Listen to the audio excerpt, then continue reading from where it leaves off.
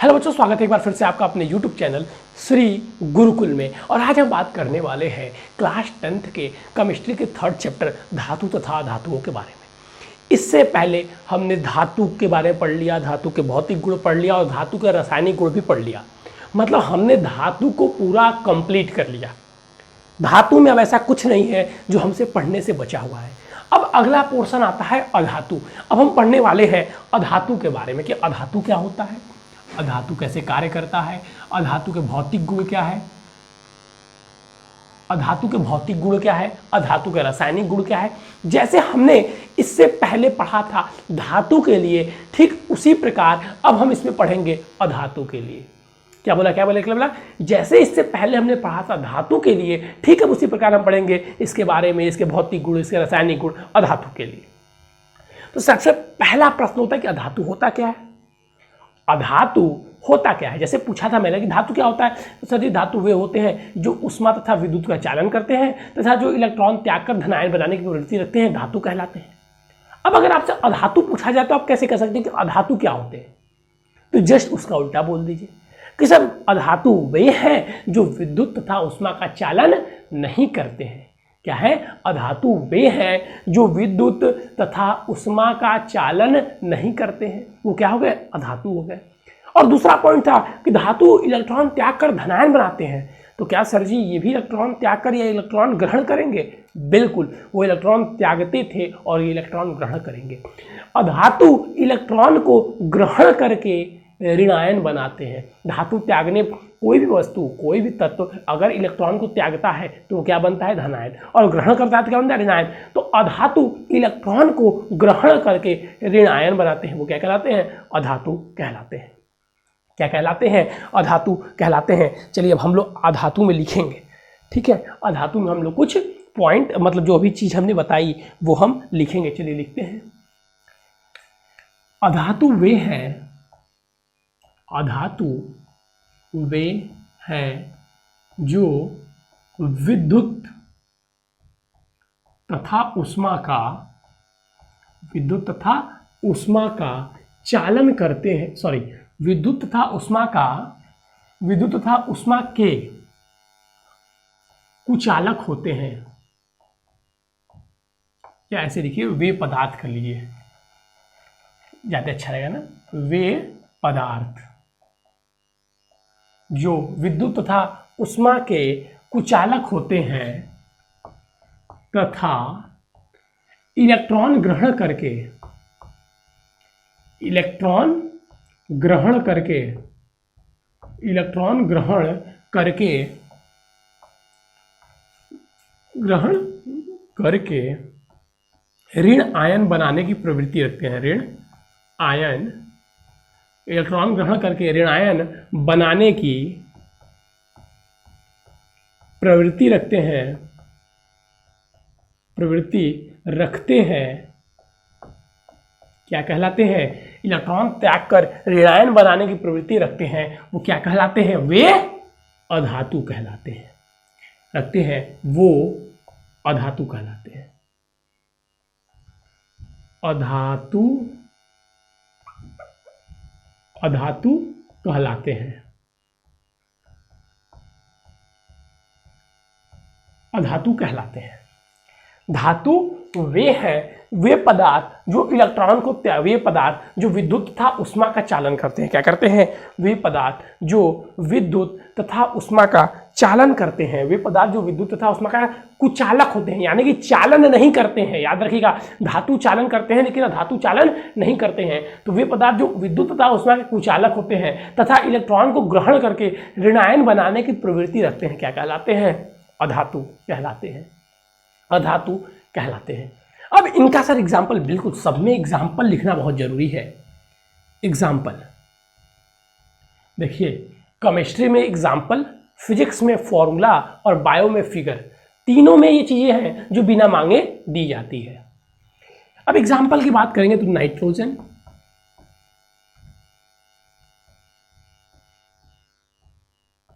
Sulphur, carbon, और भी लिख दें, नहीं बस कीजिए सर जी, आदि। चलिए, नाइट्रोजन, सल्फर, कार्बन और आदि क्या है, ये अधातु के एग्जाम्पल हैं। ठीक है सर, ये चीज़ें हमें समझ में आ गई, मैं कहूँगा वेरी गुड। अगर ये चीज़ें आपको अब समझ में आ गई हैं तो अब हम पढ़ेंगे अधातु के भौतिक गुण।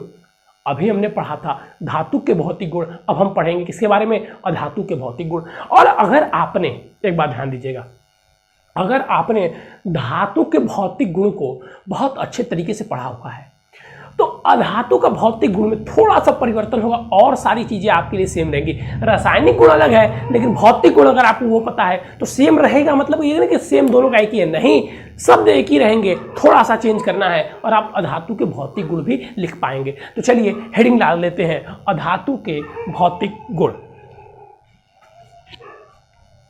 चलिए इसको इरेज किया जाए और अधातुओं के भौतिक गुण के बारे में सर चर्चाएं की जाए कि अधातु के भौतिक गुण क्या होते हैं। अधातु के भौतिक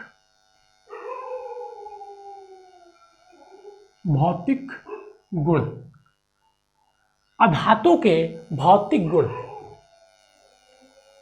अधातु के भौतिक गुण, ठीक है। अधातु के भौतिक गुण क्या होते हैं, अब इनके बारे में हम चर्चा करेंगे। और जैसा कि मैंने बताया था कि आपको धातु और अधातु के बारे में भौतिक और रासायनिक गुण, कम से कम 5 भौतिक और 5 रासायनिक गुण पता होने चाहिए। और मैं आपको 6 बताऊंगा, इसमें से आपको जो गैप करना होगा एक गैप कर दीजिएगा, लेकिन 5 आपको पता होने चाहिए। कोई भी अधातु या धातु के 5 भौतिक गुण और रासायनिक गुण। तो पहला, जैसा कि धातु में था, ऊष्मा तथा विद्युत का चालन। ऊष्मा तथा विद्युत का चालन, क्या बताइए, ये ऊष्मा तथा विद्युत का चालन करते हैं? तो नहीं सर, ये कुचालक होते हैं, मतलब नहीं करते हैं। तो अधातु ऊष्मा तथा विद्युत का चालन नहीं करते हैं, नहीं करते हैं, ठीक है। ये ऊष्मा तथा विद्युत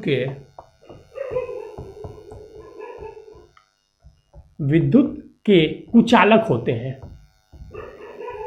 इतना लिखवाने के बाद सभी बच्चे जब नोट्स मांगते हैं ना, होते हैं, तब समझ में आता है कि मैंने क्या पढ़ा है। भाई इतना लिखवाता हूँ, उसके बाद से नोट्स का जो भी इंपॉर्टेंट पॉइंट है मैं बोलता हूँ, किस लिए कि आप जब लेक्चर देख रहे होंगे तो मेरा ये सोचना है कि आप जब लेक्चर देख रहे होंगे तो आपके हाथों में कॉपी होगी, आपके हाथ में पेन होगा और आप बैठकर लिख रहे होंगे। दूसरी बात, कभी बच्चा बैठ के पढ़ना, लेट के मत पढ़ना, लेट के कभी मत पढ़ना, बैठ के पढ़ने की आदत डालो। चलो, ऊष्मा तथा विद्युत का चालन, अधातु ऊष्मा तथा विद्युत का चालन नहीं करते हैं, ये ऊष्मा तथा विद्युत के कुचालक होते हैं। इस पॉइंट से एक चीज हमें समझ में आती है, क्या सर, आप कभी देखे हैं, कभी भी देखिए, घर में जो किचन में जाइएगा आज और ध्यान दीजिएगा, ध्यान तो आप पहले भी अगर दिए होंगे, थोड़ा सा भी अगर सोचने वाले आप बच्चे होंगे तो इन सब चीज़ों पे आप ध्यान दिए होंगे, नहीं दिए होंगे तो आज दे दीजिए। कभी आप घर में जाएंगे तो कुकर, जो कुकर होता है उसको जो पकड़ने वाला स्थान होता है वहाँ पे क्या लगा होता है सर जी, प्लास्टिक फाइबर टाइप में एक पदार्थ लगा होता है। वो क्यों लगा होता है, वो अधातु होता है। वो इसलिए लगा होता है कि हम उसको पकड़े तो कुकर गर्म हो तो हमारा हाथ न जले, हम कुकर पकड़ेंगे तो कुकर जलेगा, लेकिन वो क्योंकि अधातु का बना होता है उसमें ऊष्मा का चालन नहीं होता, इसलिए वो गर्म नहीं होता है। दूसरा, तवा देखिए, तवा में भी सेम वैसे ही लकड़ी लगा दिया जाता है। लकड़ी इसलिए लगाया जाता है क्योंकि ऊष्मा और विद्युत का क्या है, कुचालक है, ठीक है। वहां पे हमें तो ऊष्मा से लेना देना है। चलिए आगे बढ़ते हैं, आगे बढ़ते हैं।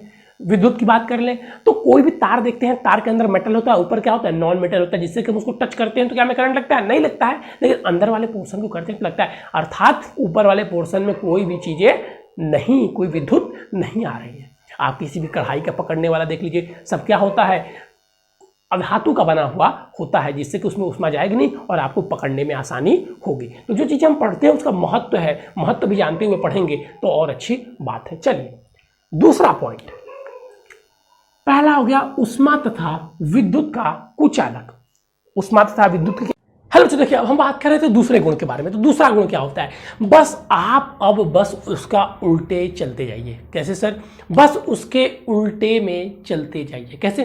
पहला देखिए, दूसरा, पहला हो गया, दूसरा, दूसरा आप लिख लीजिए क्या जो उसी में था, धात्विक चमक। धात्विक चमक, सर ये तो धातु में होता है, तो बस यही चीजें आपको लिखनी है ना कि इनमें कोई धात्विक चमक नहीं होता। अधिकांश, अधिकांश लिख लीजिएगा, अधिकांश, क्योंकि कुछ अपवाद है। अधिकांश अधातुओं में, या अधातु डायरेक्ट लिखिए, अधातुओं में कोई धात्विक चमक नहीं होता,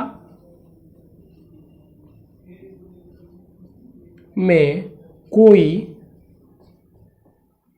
धात्विक चमक, अधातुओं में कोई धात्विक चमक नहीं होता।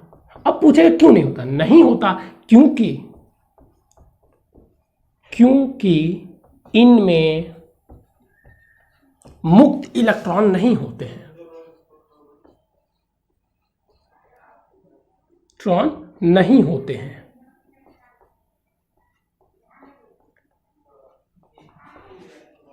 आपको स्टील चमकता है? सर चमकता है। आपको लोहा चमकता है? चमकता है। लकड़ी चमकता है? नहीं सर, नहीं चमकता है। क्यों नहीं चमकता है भाई? लकड़ी को भी चमकना चाहिए। लकड़ी, सोना चमकता है? चमकता है। चांदी चमकता है? चमकता है, क्योंकि उसमें मुक्त इलेक्ट्रॉन होते हैं। लेकिन अधातुओं में मुक्त इलेक्ट्रॉन नहीं होते हैं। अधातुओं में मुक्त इलेक्ट्रॉन नहीं होते हैं, इसीलिए इनमें चमक नहीं होती। देखिए ये प्रश्न दो प्रकार से पूछ सकता है, क्या अधातुओं में धातुओं जैसी धात्विक चमक होती है? तो नहीं, अधातुओं में धात्विक चमक नहीं होती है। फिर पूछ सकता है कि अधातुओं में धात्विक चमक क्यों नहीं होती है? नहीं होती है ये बात लगे, क्यों नहीं होती है? तो क्योंकि इनमें मुक्त इलेक्ट्रॉन नहीं होता है, इसलिए अधातुओं में धात्विक चमक नहीं होती है। चीजें ध्यान समझिए, मुक्त इलेक्ट्रॉन नहीं होता है, इसलिए अधातुओं में धात्विक चमक नहीं होती है। ठीक है, तो क्या होते हैं? ये मुक्त इलेक्ट्रॉन नहीं होता है, इसलिए क्या होती है? धात्विक चमक नहीं होती है। समझ में आया? समझ में आया। तीसरा लिखिए, कठोरता।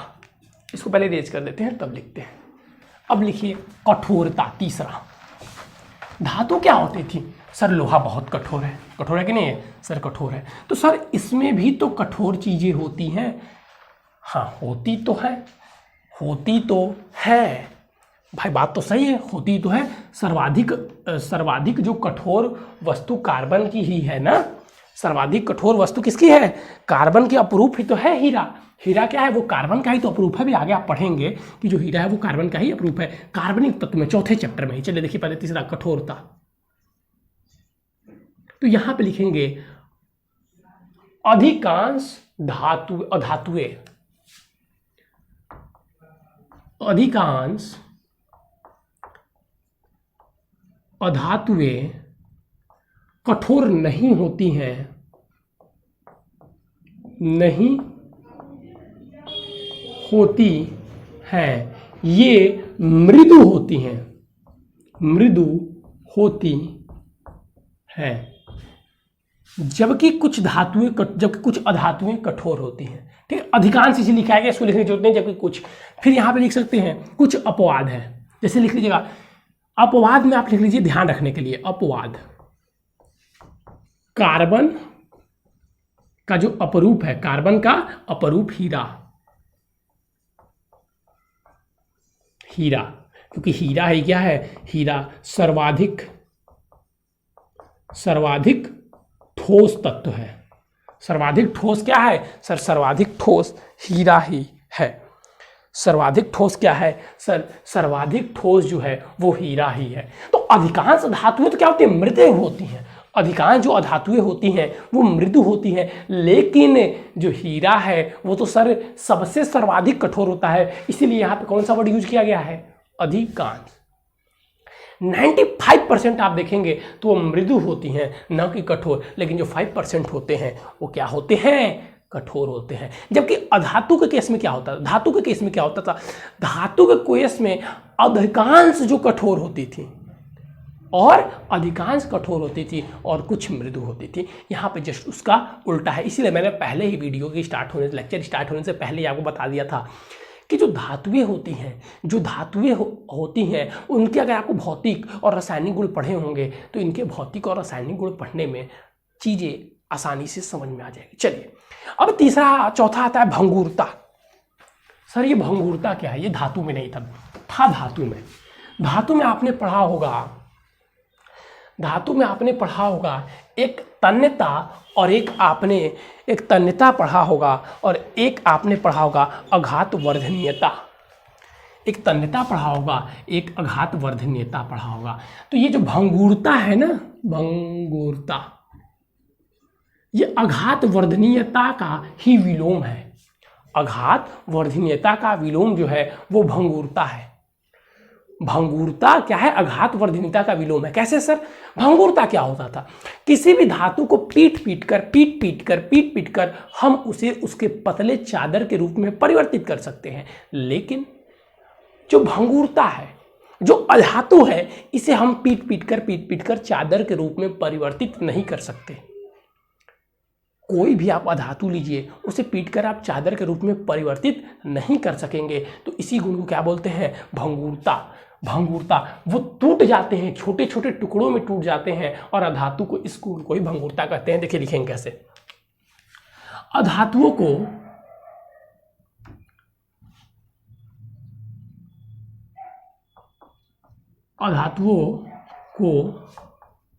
पीटकर चादर के रूप में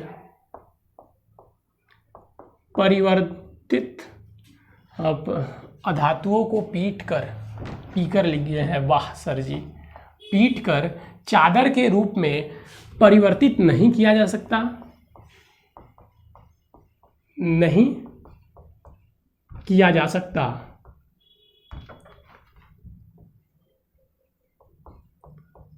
नहीं किया जा सकता है, नहीं किया जा सकता है।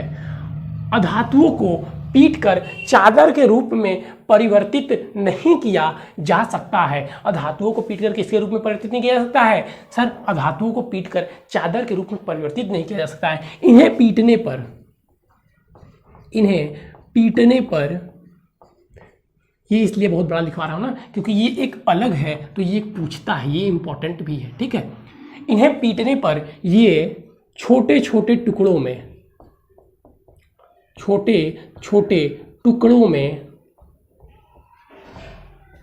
टूट जाते हैं। इनके इसी गुण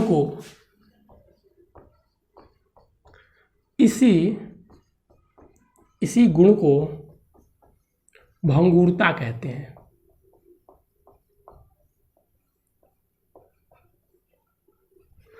इनके इसी गुण को हम लोग क्या कहते हैं? भंगुरता। आप प्लास्टिक की किसी चीज को ले लीजिए और आप प्रयास कीजिए कि उन्हें हम पतली चादर के रूप में परिवर्तित करते। अब सर प्लास्टिक तो हो जाएगा सर जी उसे गलाकर, वैसी प्लास्टिक की बात नहीं है, कचकड़ा वाला आता है। आप छोटी शीशा ले लीजिए,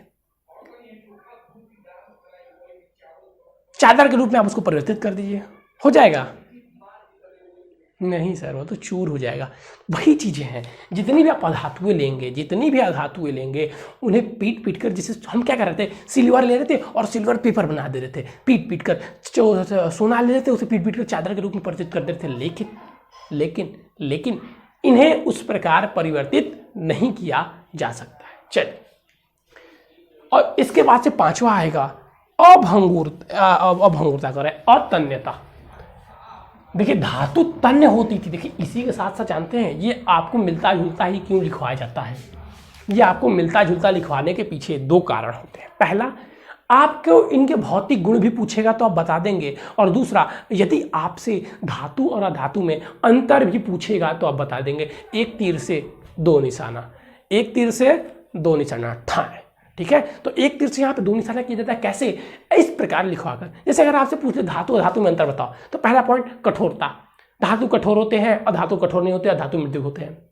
दूसरा, दूसरा हम लिख देंगे ऊष्मा तथा विद्युत चालन। धातु ऊष्मा तथा विद्युत चालन करते हैं, जबकि धातु ऊष्मा तथा विद्युत चालन नहीं करते हैं। धात्विक चमक, इनमें धातु में धात्विक चमक होती है, जबकि धातु में धात्विक चमक नहीं होती है। इनमें मुक्त इलेक्ट्रॉन होते हैं, जिनके कारण धात्विक चमक होती है, जबकि इनमें इलेक्ट्रॉन नहीं होते हैं। तो इस प्रकार हम बहुत से पॉइंट बना सकते हैं। भंगुरता एक तरफ, फिर एक तरफ आघातवर्धनीयता, फिर एक में तन्यता और एक में अतन्यता। पांचवा पॉइंट हमारा क्या है? अतन्यता।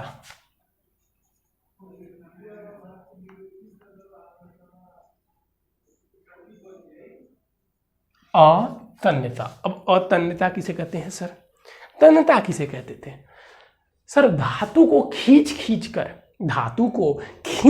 कर पतली तारों के रूप में परिवर्तित किया जा सकता है, लेकिन अधातु को खींच कर पतली तारों के रूप में परिवर्तित नहीं किया जा सकता। अधातु को खींच कर पतली तारों के रूप में परिवर्तित नहीं किया जा सकता। अधातु के इसी गुण को अतन्यता कहते हैं। अधातु के इसी गुण को अतन्यता कहते हैं। अधातु को खींचकर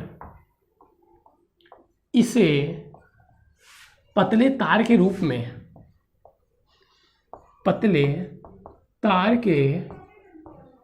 नहीं किया जा सकता है। इसे पतले तार के रूप में परिवर्तित नहीं किया जा सकता है। अधातु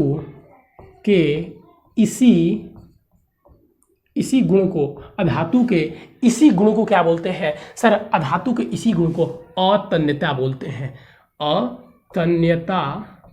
अधातु के इसी गुण को अतन्यता कहते हैं।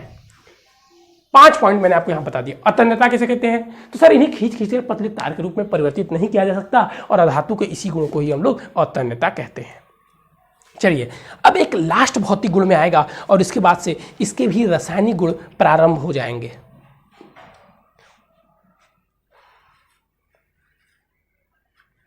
चलिए,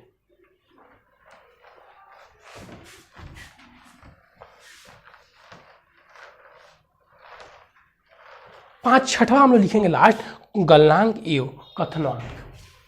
छठवां गलनांक एवं, या वो लिख लीजिए गलनांक व क्वथनांक।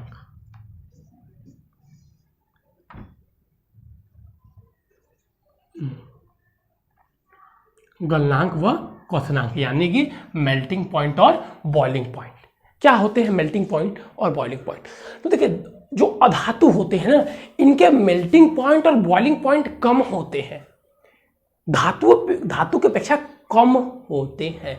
तो इनके अधातुओं के गलनांक व क्वथनांक कम होते हैं। अधातुओं के गलनांक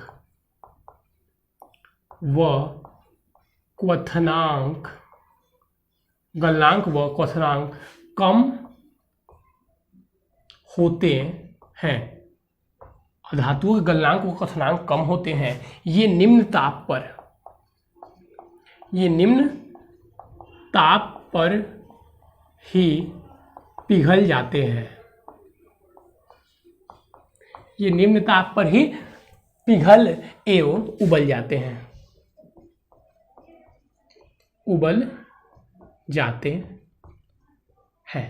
ये हमने पढ़ लिया अधातु के भौतिक गुण के बारे में। अब देखिए, अब हमें पढ़ना होगा अधातुओं के रासायनिक गुण, जो कि धातुओं की अपेक्षा कम है। उनका जो रासायनिक गुण था ना, वो धातुओं की अपेक्षा कम है। धातु का रासायनिक गुण जितने महत्वपूर्ण है उतने अधातु के नहीं है, लेकिन अधातु के भी महत्वपूर्ण है।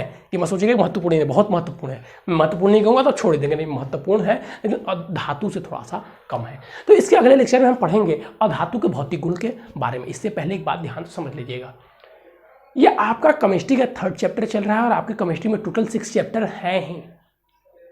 ध्यान रखिए, केमिस्ट्री का 3rd चैप्टर चल रहा है और टोटल 6 चैप्टर हैं। तो केमिस्ट्री को जो चीज़ें पढ़ाई जाए उसको ध्यान से पढ़ते चलिए, ठीक है। और फिजिक्स का पोर्शन लंबा है, केमिस्ट्री छोटा है, फिजिक्स पे भी ध्यान दीजिए। एक सब्जेक्ट बनाने से सारे सब्जेक्ट, केमिस्ट्री को तो अच्छे से रट जाइए, इसलिए मैं देखिए सारे इंपॉर्टेंट पॉइंट बता रहा हूँ और बहुत ज़्यादा लिखवा भी नहीं रहा हूँ। जितना लिखवा रहा हूँ उसको रट जाइए, केमिस्ट्री में कम से कम आप 30 में 30 फोड़ देंगे। 25 नंबर का आता है, जितना भी आता है 23 आता है, 23 में 23 फोड़ देंगे।